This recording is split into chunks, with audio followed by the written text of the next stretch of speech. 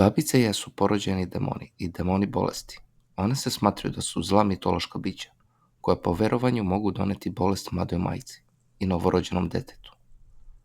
Najverovatnije je da sujeverje nije bilo toliko štetno kao u običajima koji su bili povezani sa porođajem i rođenjem deteta, zato što sasvim mlad i nežan dečiji život, kao i oslabljeni organizam majke, često nisu mogli da izdrže postupke koji su se sprovodili radi zaštite njihovog života i zdravlja. Za babice se verovalo da deluju samo prvih 40 dana posle rođenja deteta, a verovalo se da su najopasnije tokom prve nedelje detetovog života.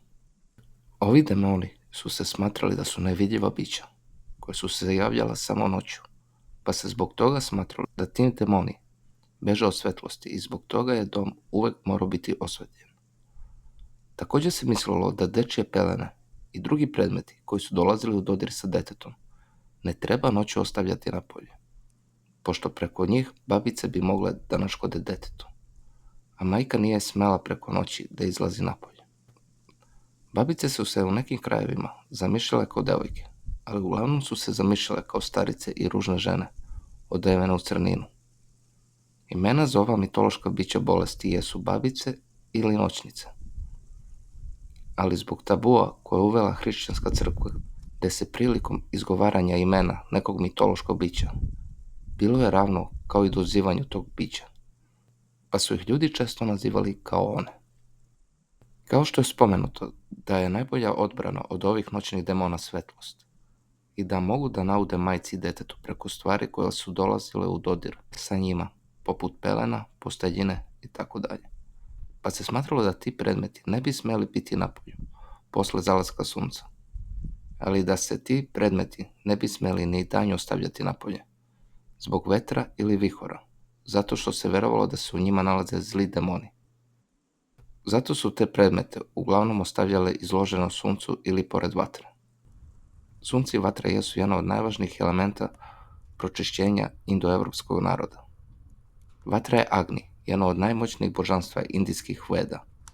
Prometej je ukrao vatru, pa ju je poklonio ljudima.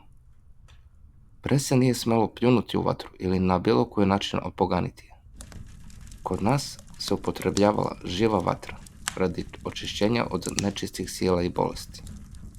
Ali se kao još jedno od sredstava koristilo u borbi protiv babice jeste voda. Ritualno bi se dete i majka kupali 40 dana, a posle bi se ta voda izručila o rodno drvo. Dok se ne izvrši ritualno kupanje, svaki dodir između majke i deteta je bio zabranjen. Pored vatre i vode, postoje još elementa i rituala u borbi protiv babica. Upotreba gvožđa kao ritual u borbi protiv demona. Takođe majka bi umesila hleb svojom pljuvačkom, izgovarala bi bajalicu i mnogo drugih primjera. Ali jedan od najštetnijih primjera jeste verovanje da se ti demoni plaše jakih mirisa, pa su ljudi kadili svoje domove sa štetnim materijalima koji mogu da naude detetu, pogotovo njihovim nerazvijenim disenim organima. Za kađenje bi koristili sumpor, katran, ali bilo šta sa đubrišta, i to bi premazali katranom i zapalili. Slični demoni su bili poznati i drugim narodima. Na primjer, poljska crkvena zabrana iz 15. veka govori o ženskim demonima koje napadaju noću, a te demone su nazivali noćnicama. Noćnice se spominju i u katalogu brata Rudolfa iz 13. veka. U husitskim spisima iz 15. veka se spominju noćnice kao i zaštitne mere koje čuvaju dete od plača i nesanice. Protiv njih se uglavnom koriste bajalice. Nadam se da vam se svidio ovaj video. Zdravo!